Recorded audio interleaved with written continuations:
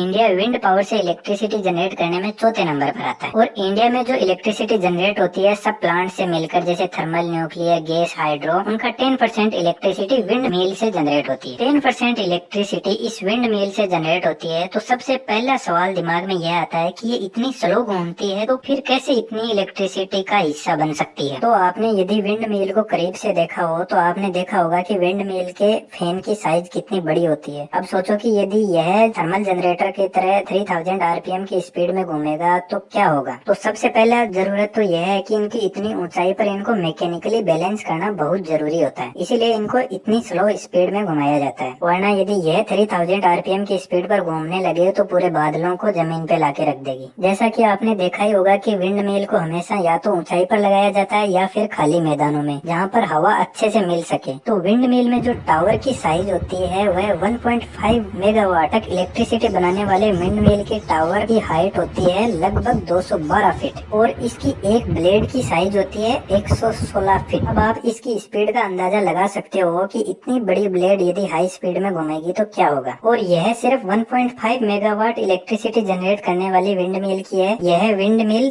3 megawatt तक की electricity भी जनरेट करती है। और 2 मेगावाट इलेक्ट्रिसिटी जनरेट करने वाले विंड मिल की ब्लेड की साइज लगभग होती है 143 फीट और टावर की लंबाई होती है 256 फीट। और जैसे जैसे सप्लाई बढ़ती जाएगी वैसे वैसे विंड मिल के टावर की और ब्लेड की साइज भी बढ़ती जाएगी। और यही सबसे बड़ा और पहला रीजन है कि इनको मैकेनिकली बैलेंस करने के लिए इनको स्लो स्पीड में घुमाया जाता है। वरना हाई स्पीड में इतनी ऊंचाई पर टावर को और जनरेटर को बैलेंस करना बहुत मुश्किल काम है। अब यदि यह इतना बड़ा जनरेटर इलेक्ट्रिसिटी बनाते समय हवा के प्रेशर की वजह से या कोई भी वजह से इसमें कोई फॉल्ट आ गया तो ये अनबैलेंस हो जाए तो आप देख सकते हो कि इसमें कितना खतरनाक ब्लास्ट होता है। और इसीलिए इनको हाई स्पीड की जरूरत नहीं होती, इनको धीरे धीरे घूमना ही इनका सबसे बेस्ट तरीका है। जब हवा का प्रेशर इन विंड मिल की ब्लेड पर पड़ता है तो इन विंड मिल का शेप इस तरीके से बना होता है कि ये रोटेट करने लग जाती है। और विंड मिल के यह पीछे की तरफ विंड सेंसर लगा रहता है जो हवा की स्पीड और डायरेक्शन को चेक करता रहता है। अब ऐसा तो होता नहीं है कि हवा हमेशा एक ही साइड से आती है और यह सेंसर जब हवा किसी दूसरी साइड से आती है तो कंट्रोलर के पास मैसेज भेजता है और विंड मिल की डायरेक्शन चेंज कर दी जाती है,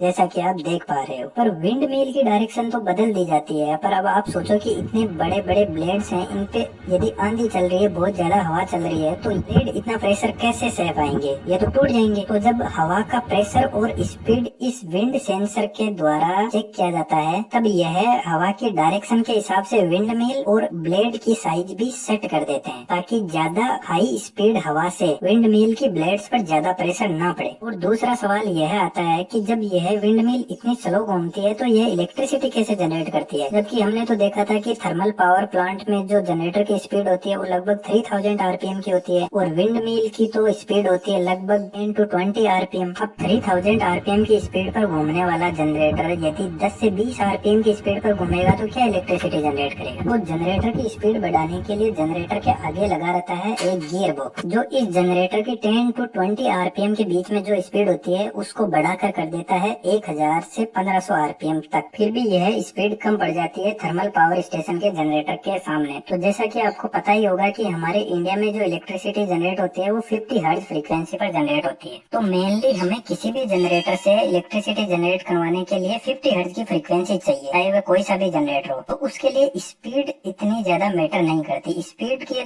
जगह हम एक दूसरी चीज को रिप्लेस कर देते हैं ताकि हमें 50 हर्ट्ज की फ्रीक्वेंसी मिल सके। तो इसका एक फॉर्मूला होता है 120 F/P। इसमें F होता है फ्रीक्वेंसी और P होते हैं नंबर ऑफ पोल्स। पोल्स एक तरीके की मैग्नेट होती है जो जनरेटर को रोटेट करवाते हैं और फ्लक्स जनरेट करते हैं इलेक्ट्रिसिटी कलेक्ट करने के लिए। तो इस फॉर्मूले में फ्रीक्वेंसी फिक्स है, हमें 50 हर्ट्ज चाहिए और 120 यह एक फिक्स्ड वैल्यू है और P होते हैं नंबर ऑफ पोल्स। और इस विंड मिल के जनरेटर में जैसे मान लो हमारे को 1500 आरपीएम की स्पीड मिल रही है तो यदि आप पोल कैलकुलेट करोगे तो इसमें पोल आ जाएंगे number of poles equal to 4। और इसी सेम फॉर्मूले से यदि आप थर्मल स्टेशन पे लगे सिंक्रोनस जनरेटर की स्पीड चेक करोगे और उसके पोल चेक करोगे तो उसमें नंबर ऑफ पोल्स आएंगे 2। इसका मतलब यह है कि हमें 50 हर्ट्ज की फ्रीक्वेंसी के लिए यदि स्पीड नहीं मिल पा रही है तो हम जनरेटर में नंबर ऑफ पोल्स की वैल्यू कम और ज्यादा करके फ्रीक्वेंसी को मेंटेन कर सकते हैं। अब यह जो इतने बड़े विंड मिल होते हैं यह लगभग 690 वोल्ट जनरेट करते हैं और इस विंड मिल के नीचे की तरफ एक लगा रहता है स्टेप अप ट्रांसफॉर्मर, क्योंकि हमें विंड मिल